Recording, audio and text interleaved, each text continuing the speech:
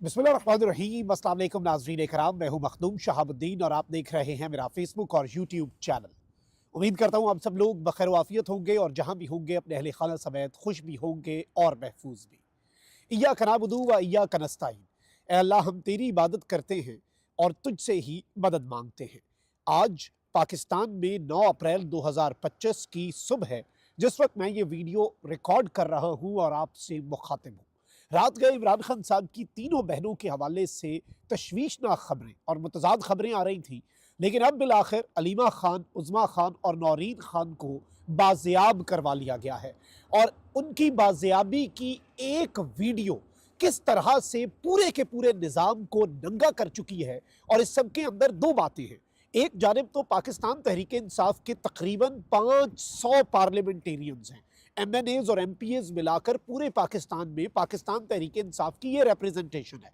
लेकिन आज किस तरह से ये बात हमारे सामने वाजे हुई है अब से चंद घंटे पहले कि जी उन सब में से एक ही दबंग और एक ही इमरान खान के साथ मुखलिस शख्स था। इस हवाले से कुछ एक्सक्लूसिव डिटेल्स हैं, कुछ तल्ख बातें हैं, क्योंकि बहुत से छुपे हुए गद्दार जो हैं वो भी सामने आ चुके हैं।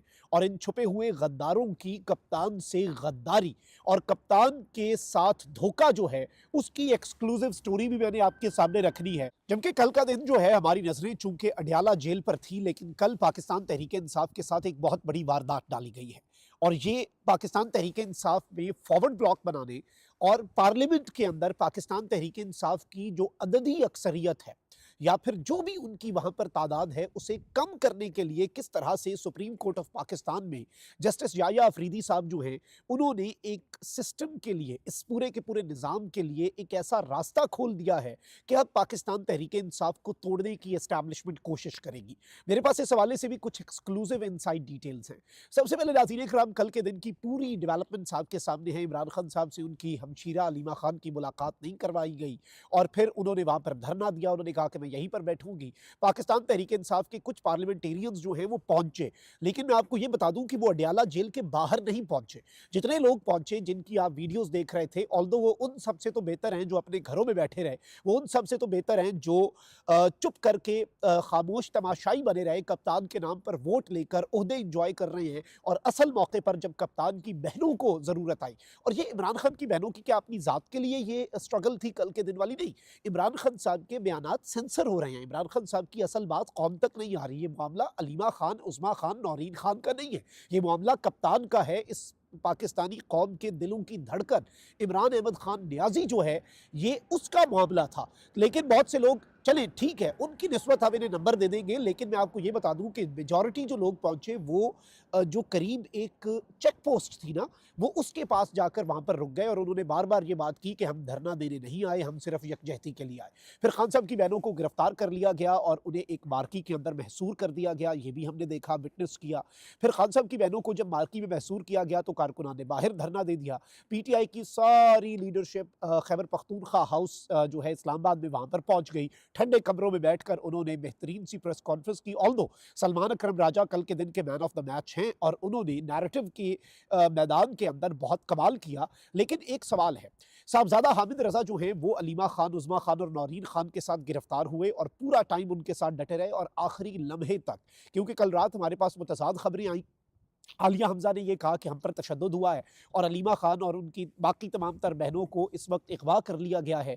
एक खबर यह आई कि जी इस्लामाबाद पुलिस के हवाले कर रही है रावलपिंडी पुलिस। एक खबर यह आई कि अडियाला जेल ले जाया गया है। एक खबर जी पुलिस वालों ने कहा कि वो खुद घर चले गए। अलबत्ता बाद में हमें पता चला कि शदीद इस्लामाबाद का कल मौसम जो है रात को ख़राब था। इस्लामाबाद के शहरी जानते हैं बारिश भी हो रही थी और इस्लामाबाद के करीब, बल्कि इस्लामाबाद से काफ़ी दूर नीला दुला का मकाम है, वहाँ पर जाकर बीच एक इस तरह के इलाके के दरमियान जहाँ पर कोई आमदोरफ्त नहीं है, वहाँ पर जाकर अलीमा खान और उनकी बाकी तीनों बहनें जो हैं टोटल और साहबजादा हामिद रजा जो हैं, इन्हें वहाँ पर जाकर बेयारो मददगार छोड़ दिया गया मौसम के रहमो करम पर रात की तारीकी में। अब ये जो सूरत हाल है ये बड़ी ख़तरनाक है। एक जानिब तो साहबजादा हामिद रजा जो है वो मैन ऑफ द मैच हैं, क्योंकि बाकी कोई पार्लियामेंटेरियन पीटीआई का नहीं पहुँच सका। अच्छा चलें ठीक है, हम इन्हें नादान दोस्त कहेंगे, लेकिन बाकी जो हैं उनके हवाले से तो बहुत से सवालात खड़े होते हैं और बहुत से सवालात जो हैं वो बनते भी हैं। क्योंकि देखिए, 2 तीन चीज़ें आप समझें और अपने जहन में बिठा लें। सबसे पहली और अहम तरीन चीज़ जो है वो ये है कि पाकिस्तान तहरीक इंसाफ के जो लोग कल जाकर मिले, उन्होंने खान साहब को दो चीज़ों के हवाले से अंधेरे में रखा। एक जो मिनरल्स के हवाले से एक्ट आ रहा है और तरमीम हो रही है जो कि बहुत स्ट्रेटिजिक है, बहुत ज़्यादा इंपॉर्टेंट है, उसके हवाले से खान साहब जो हैं उन्हें अंधेरे में रखा गया। और दूसरी अहम तरीन डेवलपमेंट क्या थी, करटलांग का जो ड्रोन हमला था उसके हवाले से खान साहब को जब बताया ही नहीं गया कि हुआ क्या, अखबार और टीवी पहले कोई नहीं है, जब आपने बताना नहीं है तो खान साहब का मौक़िफ़ उसके ऊपर आना क्या है। तो इस सब के अंदर एक बहुत ग्रेटर गेम जो है वो इस वक्त हमें समझ लग रही है और इसमें मिनरल्स वाला मामला जो है उसे भी इग्नोर नहीं किया जा सकता। तो ज़ाहिर बात है आप खुद ही समझ जाएं कि कौन सफ़ों के अंदर छुपे हुए वो लोग हैं जिन्होंने कप्तान की पीठ में छुरा घोंपा है। कल की मुलाकात को आप कंप्लीटली इग्नोर करें कि ये मुलाकात ना होने के मुतरादिफ है। और खान साहब इससे पहले खुद भी कह चुके हैं कि मुझे पता है कौन मुझसे मिलने आता है और किसके कहने पर मिलने आता है। जिनसे मैंने मिलना होता है वो मिलवाए नहीं जाते, बाकी लोगों को भेज दिया जाता है। अब इस सब के अंदर नाज़रीन कराम दो तीन और चीज़ें हैं जो आपके सामने रखनी है। अब एक तरफ तो नाज़रीन कराम जो अलीमा खान साहिबा हैं उनकी बाजियाबी की जो एक वीडियो है, ये 8 सेकंड का एक क्लिप है जिसमें बेयारों मददगार जब उन्हें बाजियाब करवाया गया, एक गाड़ी पहुंची वहाँ पर उन्हें लेने के लिए, तो वो क्लिप देखकर मैं समझता हूँ कि ये इस निज़ाम के लिए भी और पाकिस्तान तहरीक इंसाफ की जो दस्तयाब लीडरशिप भी है उसके ऊपर ये एक बहुत बड़ा चार्जशीट है। अलीमा खान साहिबा के साथ जो सिस्टम ने किया, जो इस्टेब्लिशमेंट या जो इस निज़ाम और हुकूमत ने किया है, वो तो तारीख के अंदर लिखा गया है, वो कभी नहीं अब भूला जाएगा। लेकिन पाकिस्तान तहरीक इंसाफ की लीडरशिप से भी सवाल होगा कि जब कप्तान की बहन को गिरफ्तार किया जा रहा था, बेयारो मददगार एक वीराने में छोड़ दिया गया कप्तान की उमर रसीदा तीनों बहनों को, उस वक्त आप लोग खैबर पख्तूनख्वा हाउस के ठंडे कमरों में बैठे हुए थे। खुदा का खौफ करें, मतलब कोई खौफ खुदा होता है। आप लोगों को अवाम ने क्या इस चीज़ के लिए वोट दिया? आपकी अवाम के अंदर मकबूलियत और सारी पजीराई एक ही चीज़ की वजह से है, पीटीआई की वजह से नहीं है, इमरान खान की वजह से है। क्योंकि इस वक्त पीटीआई इमरान खान है और एक ही चीज़ है जो अवाम सुनना चाहती है, वो कप्तान है। इस वक्त इमरान खान साहब के हवाले से तशवीशनाक डेवलपमेंट्स ही है ना। देखें, जब तक फैमिली को एक्सेस नहीं दिया जाता, अब तो खान साहब की सेफ्टी और वेलबींग, अच्छा कल खबर बीच में छोड़ दी गई कि जी बच्चों से व्हाट्सएप पे बात करवा दी गई है, बड़ा काम किया जी, तो करवाएं बहन अलीमा खान की भी मुलाकात ताकि गुफ्तगू जो है डियाला जेल के अंदर होने वाली वो बाहर आ सके। अच्छा कल एक और वारदात डाली गई है, बहुत से लोग कह रहे थे ना कि ईद के बाद पीटीआई के अंदर एक फॉरवर्ड ब्लॉक बनेगा, फॉरवर्ड ब्लॉक एस्टैब्लिशमेंट बनवाएगी और बड़ा ताकतवर ये फॉरवर्ड ब्लॉक होगा। अब जो 9 मई के केसेस हैं उनमें पंजाब के अंदर जो जमानतें लाहौर हाई कोर्ट ने दी, वो ज़मानतें मनसूख करवाने के लिए मरीम नवाज़ की पंजाब हुकूमत जो है वो सुप्रीम कोर्ट चली गई। सुप्रीम कोर्ट ऑफ पाकिस्तान के अंदर कल जो 9 मई वाला केस है उसके अंदर ये हुक्म दे दिया गया कि ये ट्रायल जो है 4 महीने में इंसदाद दहशतगर्दी की अदालतें मुकम्मल करें और ये ख़त्म किया जाए, मामला जो है इसे पार लगा दें। अच्छा अब सुप्रीम कोर्ट के अंदर बहुत से सवालात हो सकते थे कि जी ये केसेस जो है इतने अरसे से लटक क्यों रहे हैं और ज़मानतें जो हैं उनके हवाले से जो कुछ भी है। अच्छा अब सुप्रीम कोर्ट ने जो ये काम किया ना, 4 महीने के अंदर ट्रायल मुकम्मल करना, यानी इसमें सजाएं देना 9 मई के वाक़यात के अंदर, ये एक रिन्यूड आप कह सकते हैं कि स्ट्रैटेजी है निज़ाम की। और ये निज़ाम को एक बहुत बड़ा फेवर दिया जस्टिस याह्या अफरीदी साहब ने, क्योंकि एक चीज़ याद रखिएगा, पाकिस्तान तहरीक इंसाफ के बहुत से पार्लियामेंटेरियंस हैं जो कि इस वक्त पार्लियामान में मौजूद हैं और उन पर 9 मई के केसेस जो हैं वो चल रहे हैं और वो ट्रायल उनका चल रहा है, ठीक है जी। और ये ट्रायल अब मुकम्मल करने का हुक्म दे दिया गया है, तो अब अदालतें बाउंड हैं 4 महीने के अंदर फैसला सुनाने की।